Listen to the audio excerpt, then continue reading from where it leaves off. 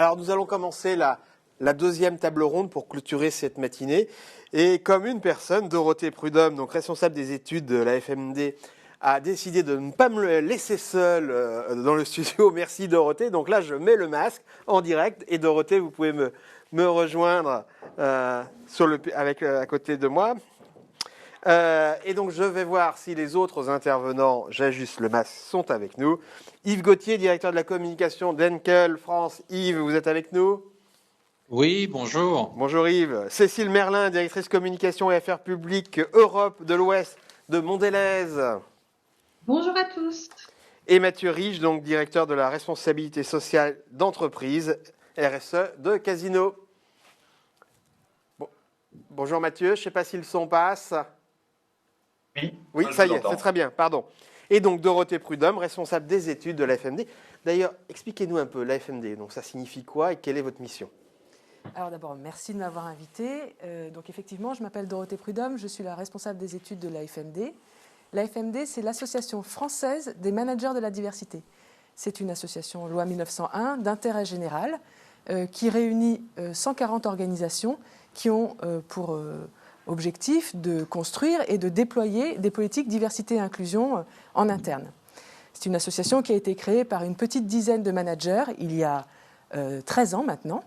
Des managers qui étaient soucieux de faire en sorte que les collectifs de travail se sentent bien, qu'il y ait bien sûr un respect de la loi de prévention des discriminations, mais aussi de faire en sorte qu'il y ait une prise en charge, une prise en considération de la qualité de vie au travail, etc.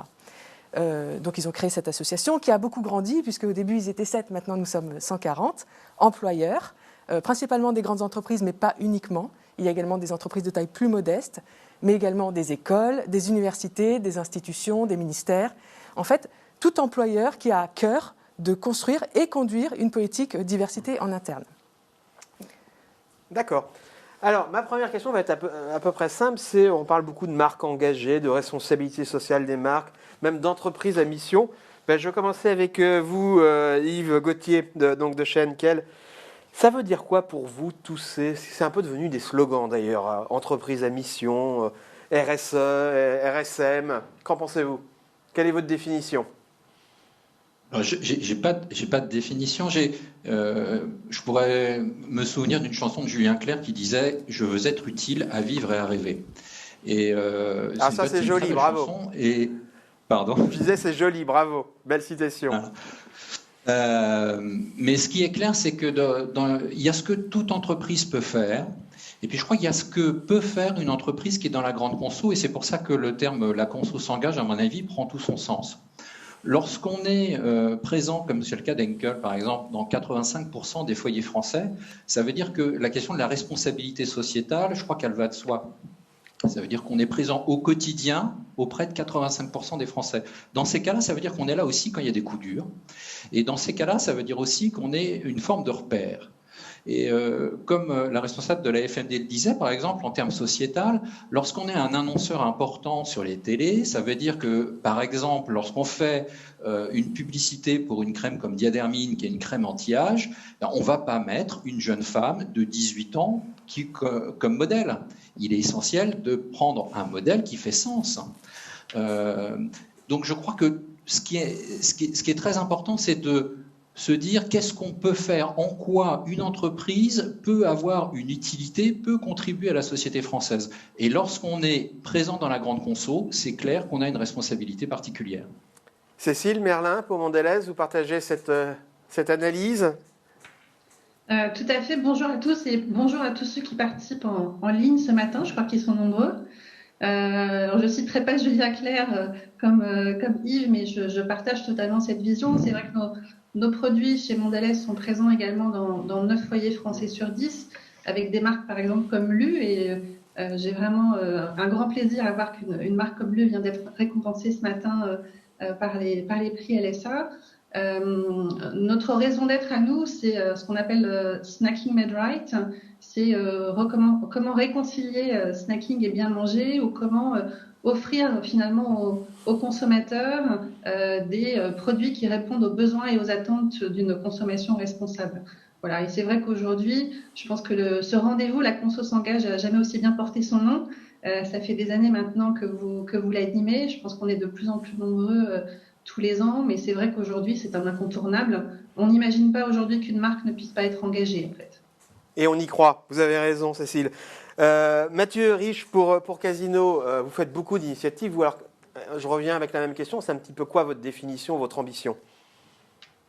Mais effectivement, aujourd'hui, je crois que tout le monde reconnaît que les entreprises, elles ont un pouvoir important, et que ce sont des acteurs de la société qui sont pleinement engagés. Donc la crise d'ailleurs du Covid a bien montré l'utilité sociale de nos entreprises, à donner accès à une alimentation à tous au quotidien, et si possible évidemment une alimentation la plus responsable possible. Je pense qu'on a une mission qui est aujourd'hui très claire et qui a bien été rappelée par la crise du Covid. Après, effectivement, les entreprises comme les nôtres, qui sont présentes sur tous les territoires, que ce soit en centre-ville, en zone rurale ou dans les quartiers populaires, ont un rôle d'accompagnement aussi des transitions sociétales et d'accélération de ces transitions.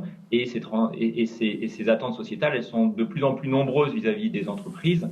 Et donc, notre rôle est de plus en plus important. On a cité sur la table ronde différentes transitions en cours, celle du plastique par exemple, celle sur les filières liées au bien-être animal, mais évidemment aussi sur les enjeux de solidarité sur les territoires. On voit bien que dans ces périodes de crise, nos entreprises sont extrêmement interpellées et qu'on a un rôle majeur pour faire vivre la cohésion des territoires, pour faire vivre les solidarités sur ces territoires dans toutes leurs diversités. On y reviendra peut-être après, mais c'est aussi un des enjeux pour nous très importants, qui est le claim du groupe Casino depuis de nombreuses années, qui est nourrir un monde de diversité. C'est qu'on a une diversité des attentes, et c'est à nous aussi d'être en mesure d'y répondre. Et sur les enjeux de solidarité, on voit bien aujourd'hui, on est extrêmement sollicité par de nombreuses associations, de nombreux acteurs pour faire vivre cette cohésion sur les territoires, et plus que jamais dans cette période de crise de Covid, c'est important qu'on joue ce rôle de cohésion sur ces territoires.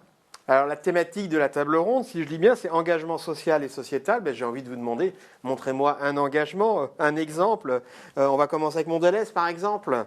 Je crois que vous avez envie de parler des premiers de cordée. Oui, alors c'est vrai que chez Mondelez, en fait, on a de plus en plus de marques chez nous qui s'engagent auprès d'associations, donc dans ce rôle social, sociétal, solidaire.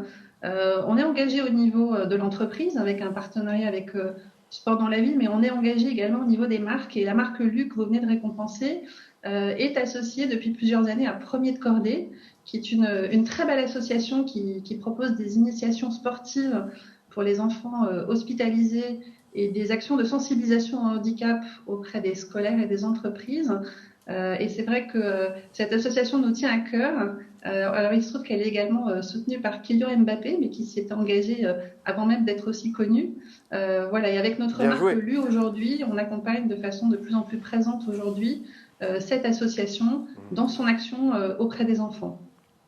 Alors on a également d'autres marques qui sont engagées chez nous.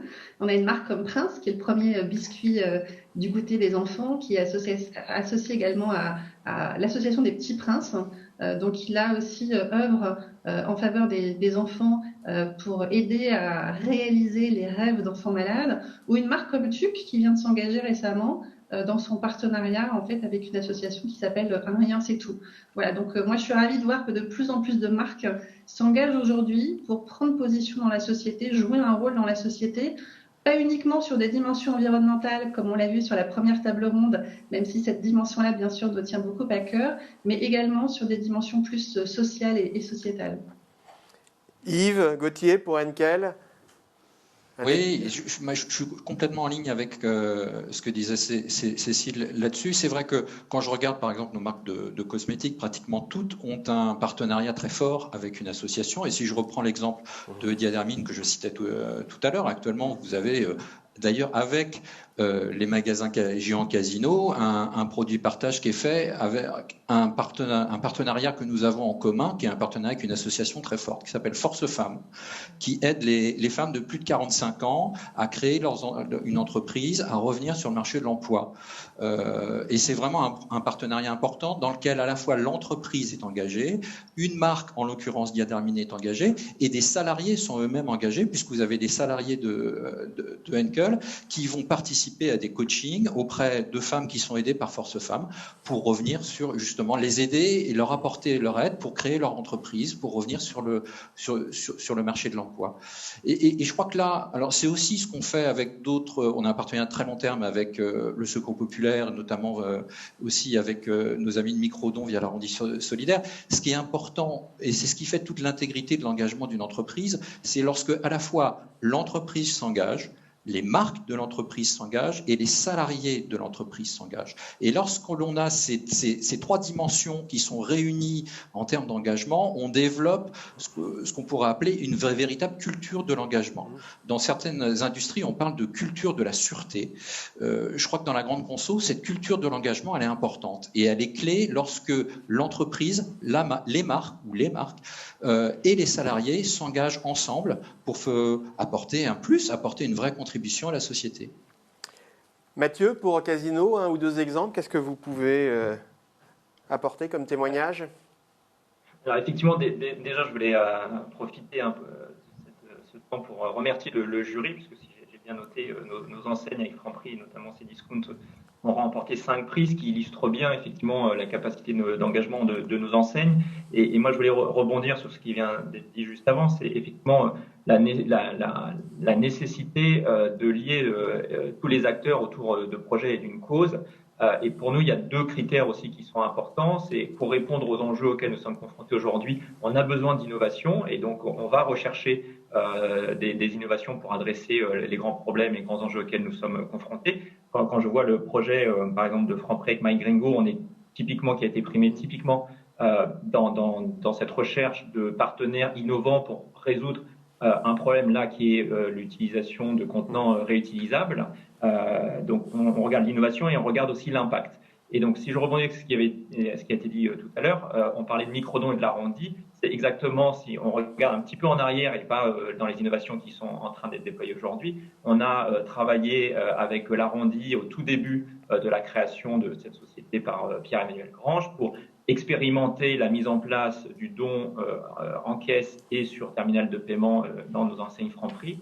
On a observé effectivement que ça fonctionnait très bien, à la fois parce que c'était très mobilisateur de nos collaborateurs qui pouvaient ainsi agir pour collecter des fonds pour des associations. Et évidemment, on a eu un très bel écho de la part de nos clients qui se sont très vite mobilisés par l'utilisation de ce système qui vous permet de faire des dons de manière très simple en arrondissant votre ticket de caisse. Fort de ce succès, on a pu le développer dans d'autres enseignes. Donc aujourd'hui, c'est notamment développé chez Monoprix qui permet de la même manière à nos clients de faire des dons sur terminal de paiement et puis ensuite de permettre à Microdon de se développer dans d'autres entreprises. Aujourd'hui, Microdon travaille avec de nombreuses enseignes et c'est exactement, je pense, ce qu'on cherche aujourd'hui, c'est-à-dire à partir d'une innovation qui est portée d'ailleurs souvent par aujourd'hui des acteurs de l'économie sociale et solidaire ou des startups, valider le modèle, le mettre en place à grande échelle et permettre son développement ailleurs. Si on regarde avec un peu de recul, au bout de 3 ans, on a collecté plus de 3 millions d'euros avec nos clients grâce à l'arrondi au don sur TPE de Microdon. Et je crois que Microdon annonce à peu près 20 millions d'euros qui ont été collectés depuis sa création. Et tout ça au service d'associations partenaires. Je crois que c'est plus de 1000 associations qui bénéficient aujourd'hui de Microdon. Pour un groupe comme le nôtre, c'est plusieurs dizaines d'associations qui, chaque année, effectivement, vont pouvoir être soutenues grâce à la générosité de nos clients et grâce à la mobilisation de nos collaborateurs qui vont relayer ces dispositifs auprès de nos clients. Et donc, ça permet, par exemple, sur cette année et l'année dernière, de soutenir l'Institut Curie pour lutter contre le cancer du sein. On a collecté 600 000 euros l'année dernière chez Monoprix. Cette année, on sera encore sur des volumes très importants. On vient de faire des opérations qui ont été au profit de la Fondation pour la recherche médicale, par exemple, pour lutter contre la maladie d'Alzheimer. Donc, on voit effectivement l'efficacité de ces dispositifs et la capacité qu'ils nous donnent aussi de répondre encore une fois à la diversité des besoins auxquels nous sommes confrontés aujourd'hui et donc d'apporter une réponse collective à ces enjeux. Et ça me paraît essentiel effectivement aujourd'hui qu'on regarde à la fois l'innovation et l'impact et c'est exactement dans les projets qui ont été primés ce qu'on cherche à faire, c'est-à-dire une fois pour revenir sur le projet Gringo, on est en phase d'innovation, on est en phase d'expérimentation et on espère qu'à la suite de ces projets qui sont testés dans nos magasins, on pourra l'étendre à davantage de magasins et peut-être dans d'autres enseignes pour renforcer l'impact. Alors Dorothée Prudhomme, j'entends beaucoup d'industriels et distributeurs me parler de partenariat, de travail avec les associations. Vous le constatez, vous pouvez en témoigner, les choses avancent? Alors oui, absolument. Comme je le disais tout à l'heure, la FMD réunit actuellement 140 organisations, 140 employeurs qui sont engagés sur les questions de diversité et d'inclusion. Mais également, ce que je n'ai pas dit tout à l'heure, c'est que la FMD est partenaire des trophées La Conso s'engage depuis le début, donc depuis 6 ans. Et donc, nous avons une vision des dossiers qui sont présentés pour ces trophées. Et il y a une chose qui est assez frappante, c'est que, et notamment quand j'entends ce qui est dit là depuis le début de cette table ronde, c'est que on voit bien que les organisations de ce secteur s'engagent envers la société, s'engagent envers l'environnement, envers leurs clients, envers des associations. Et finalement, peut-être qu'elles ne donnent pas suffisamment à voir ce qu'elles font en direction de leurs propres salariés. C'est-à-dire qu'on voit qu'elles valorisent leur engagement à l'externe, mais finalement peu à l'interne. Il n'y a finalement pas tant de dossiers que ça dans la catégorie diversité et inclusion, alors même que nous savons que les organisations adhérentes de la FMD font énormément de choses dans ce domaine. Et d'ailleurs, à chaque fois qu'elles présentent un dossier, elles gagnent. Donc, non mais c'est vrai. Finalement, et puis je pense qu'aussi dans ce contexte là de pandémie, de crise sanitaire, etc., on a vu à quel point il était important pour les organisations, notamment de la grande distribution, de prendre soin de leurs salariés, de montrer qu'elles prennent soin de leurs salariés aussi pour renforcer l'engagement, pour faire en sorte que ces salariés se sentent bien dans leur organisation, au service du client, bien sûr, ce qui donne une bonne image de la marque à l'extérieur, mais aussi qui donne un engagement plus fort des salariés au quotidien. Alors, si on reste sur le thème de l'inclusion, d'abord, j'ai envie de vous demander quelle est la définition de l'inclusion et comment vous mesurez les progrès. D'accord. Alors, pour vous donner une définition de l'inclusion, je vais m'appuyer sur les travaux que Pete Stone et Patrick Czarninski ont conduits pour nous, puisque le principe de l'Association française des managers de la diversité, c'est que nous construisons un pont entre la recherche scientifique d'un côté et la pratique en entreprise de l'autre. Donc notre travail à nous, l'équipe permanente, c'est d'identifier des chercheurs, des experts qui sont susceptibles de nous apporter un regard scientifique sur des pratiques du quotidien et de faire en sorte qu'elles soient qu'on ait une vision plus globale des choses, un peu distanciée parfois, pour déconstruire certaines idées reçues. Là, nous avons fait appel à Pete Stone et Patrick Czarninski pour travailler sur le concept d'inclusion, parce qu'on voyait bien que c'était un concept qui était en train de monter. Après la question du management de la diversité, qui existe en France déjà depuis une quinzaine d'années maintenant, on voyait que les entreprises, certaines entreprises qui étaient assez avancées, avaient besoin d'aller un peu plus loin. Donc l'idée de l'inclusion, le principe au départ, c'est de conduire une politique de management des collectifs de travail qui permettent à la fois de respecter l'individualité de chacun tout en favorisant son appartenance au collectif de travail, mais sans pour autant travailler par population. En fait, le management de la diversité, c'est un management de population, c'est-à-dire qu'on va conduire des actions en direction de l'égalité femmes-hommes, en direction des personnes handicapées, en direction des personnes qui viennent de certains quartiers, par exemple. L'idée de l'inclusion, c'est précisément d'aller au-delà de cette étape pour avoir un management plus global, plus collectif. Attention, pour conduire une politique d'inclusion dans une organisation, il faut d'abord avoir une première étape de lutte contre les discriminations, une deuxième étape de management de la diversité, et c'est la couche de vernis, l'inclusion. Parce que ce sont des concepts un peu compliqués, mais qui, à mon avis, méritent d'être réfléchis. Je vous invite à télécharger sur le site de la FMD le livre qui s'appelle « L'inclusion dans les organisations de la posture à la pratique ». C'est gratuit, parce que l'association est d'intérêt général, et donc vous pouvez télécharger soit le livre, soit la fiche de synthèse, si jamais ça vous convient mieux. Un petit mot de commentaire, peut-être de mauvaise humeur, de temps en temps, ça fait du bien. Pas de lauréat dans la catégorie parité du côté de l'industrie. Mais oui. On est un petit peu tombé de la chaise quand même. Et pour autant, en fait, moi, ce qui m'étonne surtout, c'est que ça ne veut pas dire que ça n'existe pas. En réalité... Non, parce qu'il y a de plus en plus de dirigeantes femmes dans les produits de grande consommation ces derniers mois, ce qui est une très bonne nouvelle. Et par ailleurs, il y a énormément de petites actions qui sont conduites au quotidien, parfois par un salarié, un groupe de salariés, un manager sur une équipe, etc. Et il suffirait de l'identifier pour le valoriser, pour gagner d'abord un trophée, d'une part, et d'autre part, pour après multiplier ces initiatives dans l'organisation. En fait, bien souvent, ces initiatives sont transférables à d'autres équipes dans d'autres secteurs. Et finalement, on apprend les uns des autres. Et c'est aussi ce qui crée un sentiment d'inclusion dans l'organisation. À une époque, on disait souvent que tous ces thèmes-là, c'était un peu du marketing, qui avait des arrière-pensées mercantiles, on va dire. Qu'en pensez-vous, que ce soit Yves, Cécile ou Mathieu? On a quitté cette époque, on n'est plus du tout dans le marketing aujourd'hui. C'est vraiment dans le concret, avec des ambitions saines et réelles, j'ai envie de dire. Lequel veut bien réagir?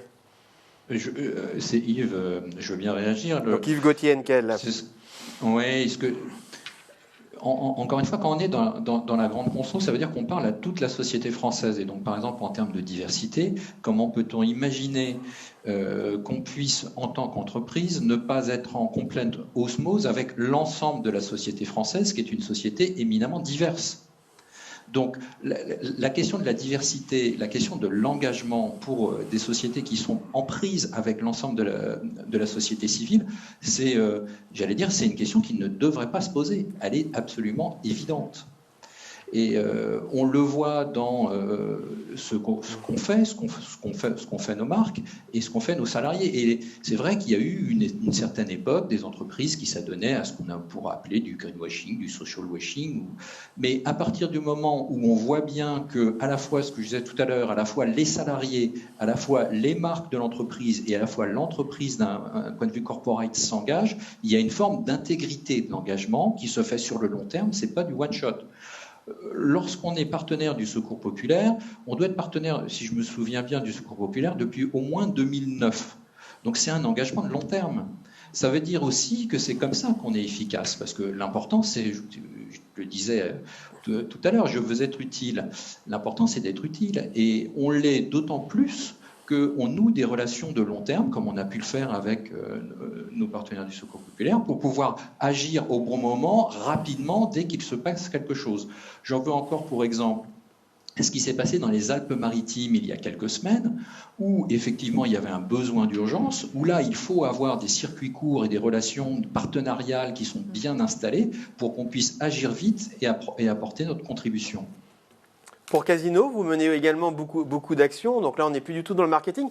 Et j'ai même envie de dire qu'il y a un décalage entre l'image, pardon, ça va peut-être pas vous plaire, l'image que vous avez auprès du grand public et le très grand nombre de dossiers que vous faites, et ça ne se sait pas. Je prends par exemple le nombre de travailleurs handicapés qu'il y a chez vous, qui est largement au-dessus de la norme imposée. Oui, non, mais tout à fait. Effectivement, aujourd'hui, on n'est pas du tout dans du marketing ou de l'incantation, bien au contraire, on est sur des politiques qui sont extrêmement structurées, qui sont suivies avec des indicateurs de performance.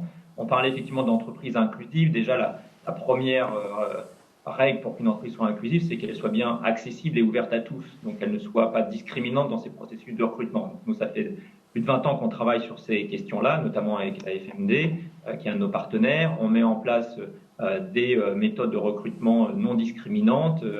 On a travaillé sur différentes méthodes pour garantir que les méthodes de recrutement ne soient pas discriminantes. Notamment, on utilise par exemple des grilles de compétences qui permettent en fait d'assurer qu'on ne regarde que les compétences, et c'est que les compétences qui comptent pour nous dans un processus évidemment de recrutement. On a le label diversité qui nous permet de certifier avec un processus de l'AFNOR nos politiques dans leur intégralité. On a aussi le label égalité, donc c'est des procédures et des process qui sont robustes et qui sont stricts.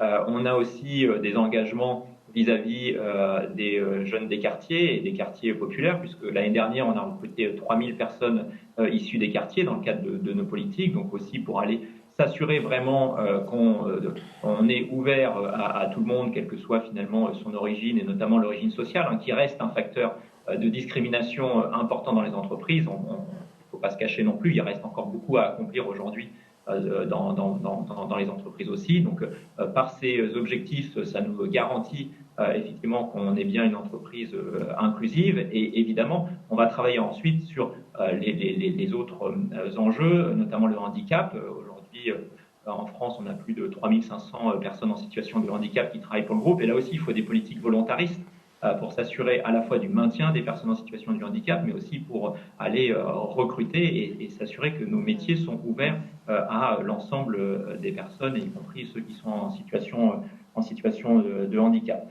Donc ça, c'est sur le premier pilier. Pour nous, ce qui est très important dans nos politiques, c'est d'abord la nécessité de lutter contre toute forme de discrimination et donc contre tous les stéréotypes, car ce sont les stéréotypes qui sont à la source des discriminations et souvent, qu'on le veuille ou non, on est tous porteurs de stéréotypes et donc il faut toujours être très vigilant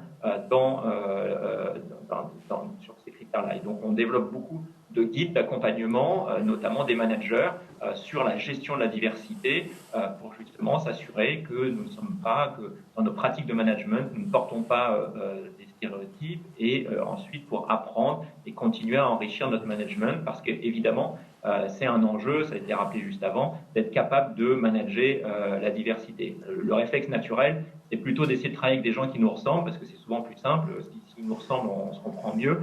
Et en fait, nous, on est convaincus que ça appauvrit en fait nos entreprises, ça appauvrit la qualité des conditions de travail, la motivation de nos employés. D'ailleurs, on le voit quand on fait des études d'engagement, un des premiers facteurs de motivation de nos collaborateurs, c'est la diversité, c'est de pouvoir justement travailler avec des personnes d'horizons différents. Et donc, ça nécessite que nos managers soient bien formés, ce qu'on fait à travers différents guides qu'on a pu faire, notamment sur le management et les enjeux liés à l'apparence physique, liés à l'orientation sexuelle, qui est un sujet qui est aussi très important, les discriminations LGBT au travail ou à la religion aussi, comment on fait face justement à ces enjeux qui sont des enjeux de société d'abord, mais qui évidemment sont aussi des enjeux pour les entreprises dans leur quotidien. Donc lutter contre ces stéréotypes, travailler sur le management, mettre en place effectivement des politiques de contrôle. On a mis en place et on met en place régulièrement des testings aussi pour aller s'assurer que les pratiques du groupe ne sont pas discriminatoires. Et puis avoir des indicateurs. On l'a dit sur la table ronde précédente. C'est important aussi d'avoir des objectifs quantitatifs de performance pour s'assurer que l'on va dans le bon sens. Et je pense que le meilleur exemple sur les enjeux RH, c'est notamment sur l'égalité professionnelle. On voit bien que dès lors qu'on s'est fixé des objectifs concrets et tangibles d'augmentation du pourcentage de femmes, par exemple, dans l'encadrement, ça fonctionne et on va aller chercher justement les résultats que l'on souhaite. Et pour finir là-dessus, nous, on a inclus dans la rémunération variable, notamment des cadres, des objectifs quantitatifs liés à nos politiques RSE, dont l'un porte sur justement l'égalité professionnelle. Donc, tous les cadres du groupe sont incentivés sur le fait qu'on va bien atteindre notre objectif d'augmenter le pourcentage de femmes dans l'encadrement au sein des enseignes du groupe. Et donc, on est bien, effectivement, non pas sur de la déclaration, on n'est pas sur de l'intention, on est sur des choses extrêmement tangibles et réelles parce que, encore une fois, on considère et on est persuadé que la diversité, c'est un facteur très fort de motivation, très fort d'engagement et effectivement, ça nous permet aussi de mieux répondre aux besoins de nos clients qui représentent cette diversité sous toutes ses formes. Alors cette année de Covid, de pandémie, est bien évidemment une année de solidarité. Qu'avez-vous mis chacun en place pour aider des Français, le monde médical par exemple, ou des Français démunis? Quelles ont été vos initiatives de solidarité dans cette année de pandémie? Qui veut bien commencer? Alors Yves, si vous me permettez, je veux bien d'abord compléter votre question précédente en apportant un témoignage Mondelez sur la diversité. Allez-y Cécile. Avant qu'on passe à la solidarité. Parce que d'abord, j'ai été frappée effectivement sur le dossier parité homme-femme. Nous, la parité de genre, l'égalité de genre, c'est quelque chose sur lequel on a beaucoup travaillé chez Mondelez International sur les précédentes années. Et en fait, aujourd'hui, on a l'impression que c'est plus un sujet pour nous. C'est-à-dire qu'on a une totale parité sur un comité de direction France, sur un comité de direction Europe de l'Ouest. Sur mon périmètre, donc, qui regroupe 7500 collaborateurs en Europe de l'Ouest, on est déjà à 52% de femmes sur un niveau middle management et top management. Voilà, donc pour nous, c'est quelque chose qu'on a déjà fait progresser. Ce qui nous a interpellés, nous, en tant qu'entreprise aussi américaine, Mondelez, c'est tout le mouvement aussi Black Lives Matter du premier semestre, qui nous a quand même amené à nous interroger sur notre politique diversité et inclusion et à la faire évoluer de façon beaucoup plus complète. Donc on est en train de travailler dessus maintenant, mais autour des axes de comment on accompagne nos collaborateurs et comment on fait en sorte effectivement que notre entreprise reflète la société dans laquelle on travaille, qui était un des thèmes qu'a donné Yves tout à l'heure. Comment on fait évoluer la culture de l'entreprise et comment on travaille effectivement aussi auprès des communautés. Et je voudrais juste citer un exemple, même si c'est pas du marketing, pour montrer que là aussi les marques peuvent avoir un rôle à jouer, avec une marque comme Oreo qui vient chez nous de lancer une communication assez récemment mettant en scène en fait un couple de femmes et qui montre en fait comment les parents peuvent aider aussi à faire évoluer le regard autour d'eux. Donc un engagement assez fort sur une marque comme Oreo avec cette campagne Proud Parent, donc parents fiers, et pour montrer effectivement comment on a encore du chemin à faire. Et moi, ce qui me frappe, c'est de voir comment à la fois, quand on a des initiatives comme ça, on déchaîne entre guillemets à la fois de la sympathie sur les réseaux sociaux, mais il y a encore également aussi beaucoup de réticence et beaucoup de conservatisme quelquefois sur ces sujets-là. Donc, je pense que c'est un long chemin d'amélioration continue. Voilà, pardon pour Vous avez eu raison, Cécile, c'était intéressant, merci. Alors, sur cette question de la solidarité, qui veut prendre la parole? Solidarité vis-à-vis notamment de tous ceux qui souffrent du Covid, ou de la Covid, comme on dit. Qu'avez-vous mis en place? Quelqu'un veut réagir? Après, je peux continuer si vous voulez, mais vas-y Yves. Yves Gauthier. Non, mais c'est vrai que et d'ailleurs je remercie le jury de pouvoir avoir récompensé l'action qu'on a eue au premier semestre là-dessus. Et là encore, ça a été à la fois, c'est une action complètement concertée entre l'entreprise, ses salariés, ses différents sites, parce qu'il y a eu bien sûr un certain nombre de donations financières, de donations de produits, des associations comme le Secours Populaire, à une association comme Don Solidaire, auquel on s'est associé à une campagne qui a été lancée par la Fédération française des cosmétiques. Donc, il y a eu des initiatives à la fois des entreprises, des initiatives sectorielles. Il y a eu aussi des initiatives très locales, et c'est ça qui est extraordinaire, c'est que sur un site comme notre usine de Villefranche dans le Rhône, vous avez c'est un site industriel, donc il y a effectivement des équipements de sécurité type blouse, voilà. Et ils ont été voir, ils sont mis en contact avec l'hôpital local, et ils se sont dit, ben voilà, nous on en a, on peut vous aider. Et c'est ça qui est intéressant, c'est quand à la fois l'entreprise et à la fois les salariés, que tout le monde se prend par la main pour participer, pour contribuer à la vie de la cité. C'est aussi le cas avec une opération qu'on avait lancée avec Microdon, avec la Fondation de France, qui consistait à faire, en même temps, dire on va faire une collecte auprès de nos salariés et l'entreprise va abonder la collecte auprès de nos salariés pour aider la PHP. Donc il y a eu comme ça un certain nombre d'actions, parfois dans certaines marques, parfois dans l'entreprise, parfois auprès des salariés. Et c'est quand l'ensemble de ces actions, je dirais, marchent ensemble qu'on arrive à avoir à faire la différence, pour prendre un anglicisme, et à apporter une réelle contribution à la société dans laquelle on vit et dont on fait entièrement partie. Mathieu Rich pour Casino, beaucoup d'actions. Oui, nous on a effectivement agi pendant le Covid selon 4 axes. Le premier, ça a été, comme d'ailleurs beaucoup d'enseignes, de faciliter le travail des soignants. Donc on a notamment donné 2 millions de masques aux différents hôpitaux, notamment de la PHP à Paris, mais aussi à Lyon, à l'époque où les masques n'étaient pas aussi disponibles qu'aujourd'hui. On a évidemment mis en place les services d'accès pour le personnel soignant, services d'accès prioritaires. On a permis de créer un portail blanc qui permettait effectivement au personnel soignant d'accéder notamment au drive en priorité. Donc ça, c'est le premier axe. Le deuxième axe d'action, ça a été de effectivement mobiliser à nouveau l'arrondi en caisse pour financer la recherche médicale sur le Covid-19. Donc on a collecté quasiment 400 000 euros comme cela pour participer à l'effort national. Troisième axe, ça a été évidemment d'agir pour les plus démunis. On a bien vu, et malheureusement on va rentrer à nouveau dans ces difficultés, que les plus démunis avaient des difficultés à accéder à la nourriture, aux biens de première nécessité, et que les associations qui ont beaucoup de bénévoles qui sont dans les publics les plus à risque n'étaient pas forcément toujours en mesure de continuer leur activité. Donc on a participé justement à l'opération de Microdon sur les paniers solidaires pour faire des paniers et les distribuer aux plus démunis. Notamment, on a donné des tablettes pour aussi les EHPAD avec ces discounts, et répondu à de très nombreuses sollicitations de demandes de produits de première nécessité, notamment dans le département du 93, où il y aura encore malheureusement beaucoup de besoins. Et puis quatrième axe d'action, c'est vis-à-vis des PME. On a effectivement beaucoup de petites PME qui sont fragilisées, et donc on a aussi travaillé avec elles pour, par exemple sur les fruits et légumes français, les mettre davantage en avant, permettre effectivement un meilleur écoulement. Et puis aujourd'hui, on voit, par exemple, avec Cdiscount, l'opération qui est faite via notre plateforme Cdiscount pour permettre aux commerçants, aux PME, de vendre sur le e-commerce plus facilement et sans frais, puisque met à disposition sa plateforme. Donc on travaille autour de ces 4 axes-là. Effectivement, c'est d'abord une mobilisation au quotidien de tous nos collaborateurs. Ce sont eux qui sont présents dans les magasins au quotidien et qui mettent en place l'ensemble de ces dispositifs. Mais ça se fait en solidarité avec l'ensemble des associations. Et c'est aussi, je pense, qui a été très enrichissant et un des apprentissages de cette crise, c'est qu'on voit bien qu'on arrive à faire fonctionner les solidarités dès lors qu'on travaille tous ensemble.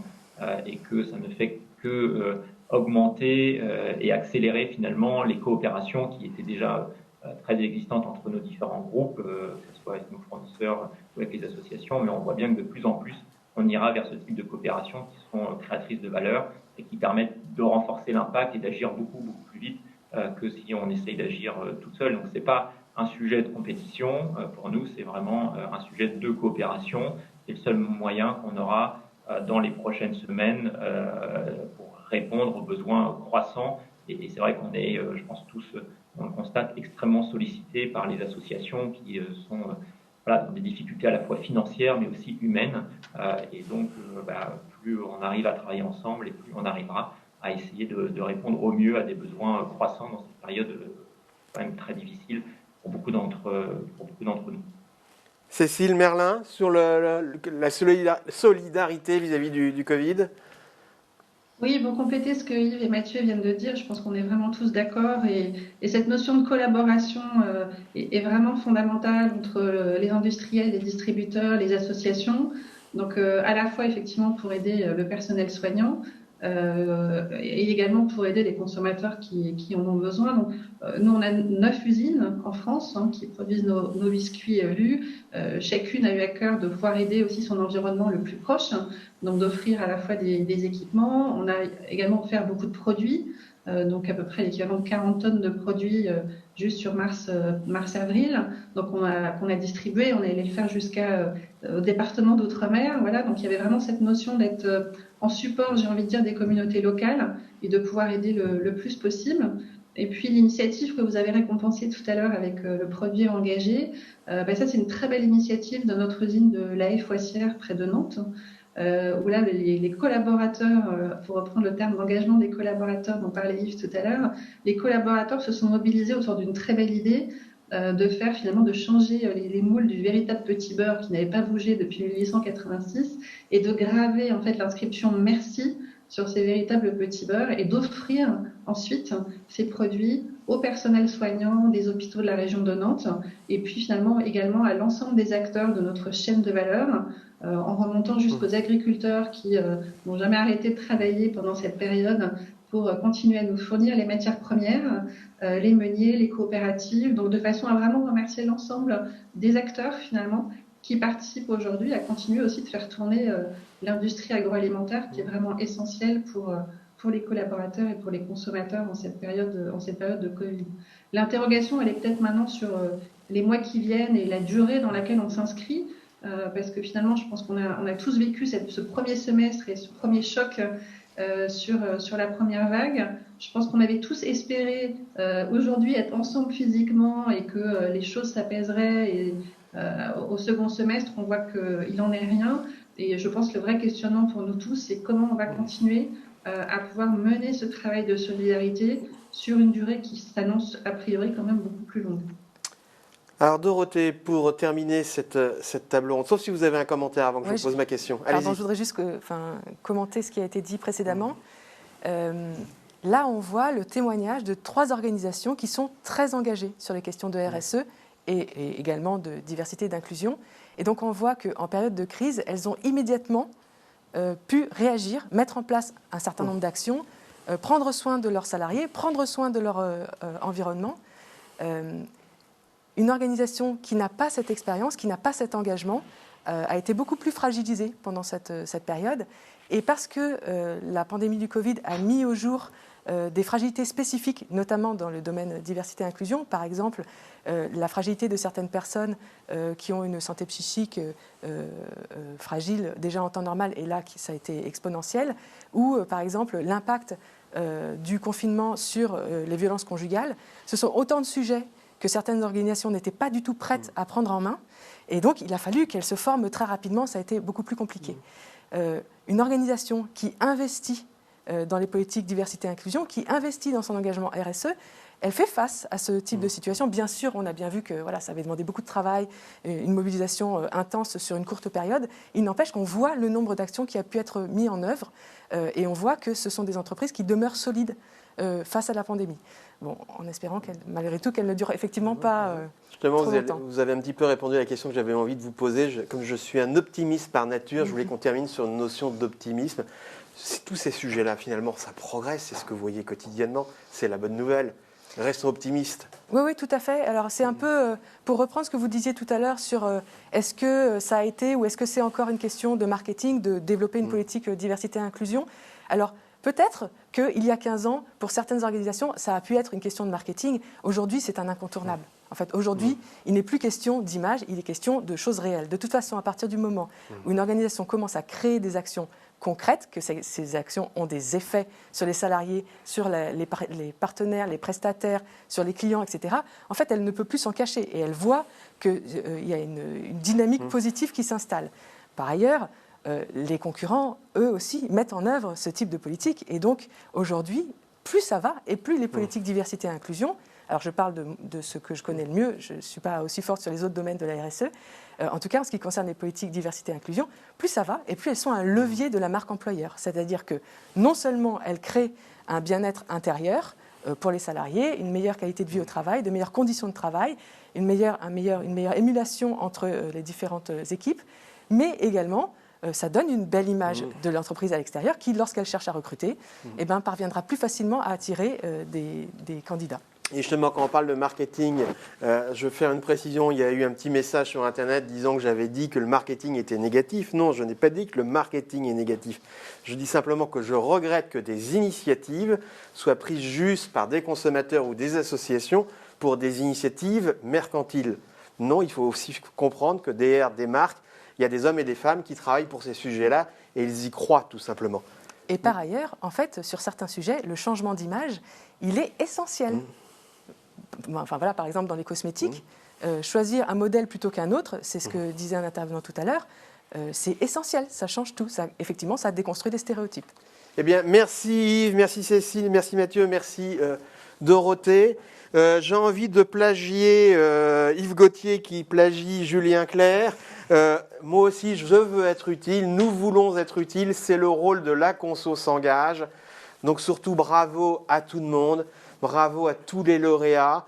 Ceux qui n'ont pas gagné, redéposez des dossiers, vous allez peut-être gagner l'année prochaine, parce que vraiment, sur tous les dossiers, il y avait beaucoup de dossiers très très intéressants. On a bien débattu pendant le jury. Merci à nos sponsors, Henkel, Mondelez, Coca-Cola, Globe, Franprix, Saint-Hubert et la FMD, bien évidemment. Continuez à soutenir ces initiatives. La grande distribution, industriels et distributeurs, vous êtes tellement souvent critiqués et depuis le début de l'année, avec le Covid, vous êtes tellement exemplaires que ça mérite des récompenses. Bravo à vous. Vous verrez ces vidéos sur le site lsa.fr, on va dire dans 24 heures ou 48 heures. On en parlera dans l'hebdomadaire. Merci à tout le monde de nous avoir suivis toute cette matinée. Bravo à tous les lauréats et j'aimerais bien qu'on remette les applaudissements parce que tous ceux qui ont gagné méritent nos applaudissements. Bravo à vous. À bientôt, j'espère. Avec ce vilain mot qu'on appelle le présentiel, parce que rien ne vaut de se voir, surtout quand on parle de ces sujets. Merci et à bientôt.